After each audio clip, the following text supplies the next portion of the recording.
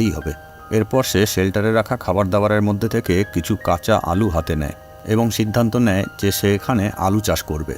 আর তা করতে গেলে জল এবং উর্বর মাটিসহ পৃথিবীর মতো আবহাওয়ারও দরকার আছে, যার কোনো অস্তিত্বই এই গ্রহে নেই। তবুও সে হার না মেনে চাষের জন্য প্রস্তুতি নিতে শুরু করে। সে প্লাস্টিক দিয়ে একটি জায়গা ঘিরে নিয়ে সেখানে প্রয়োজন মতো আবহাওয়া আর্টিফিশিয়ালভাবে তৈরি করে। আর এবার তার জলের প্রয়োজন হয়, কিন্তু সেখানে চাষ করা যায় সেই পরিমাণে জল ছিল না। শুধুমাত্র তৃষ্ণা মেটানোর মতো জলই ছিল।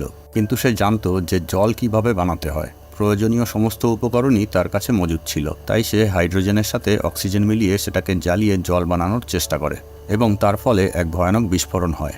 যদিও মার্ক তার ক্যালকুলেশন অনুযায়ী হাইড্রোজেন আর অক্সিজেনের পরিমাণ ঠিকই নিয়েছিল, কিন্তু বিস্ফোরণ হওয়ার কারণটি হলো যে মার্কের নিঃশ্বাস নেওয়ার কারণে সেখানে অক্সিজেনের পরিমাণ কমে গেছিল। কিন্তু মার্ক এতে হার না মেনে আবার চেষ্টা করে এবং এবার সে সফল হয়। সেখানে বাষ্পরূপে বিন্দু বিন্দু জলের সৃষ্টি হয় এবং চাষের জন্য তার যেটুকু জলের প্রয়োজন ছিল তা সে পেয়ে যায়। আর তার কয়েকদিনের মধ্যেই সেখানে প্রথম চারা অঙ্কুরিত হয়। আর মার্ক তা দেখে ভীষণ খুশি হয়। ওদিকে পৃথিবীতে মার্ককে মৃত বলে ঘোষণা করা হয় এবং মার্কের নামে কবরস্থানে একটি সমাধিও বানানো হয়।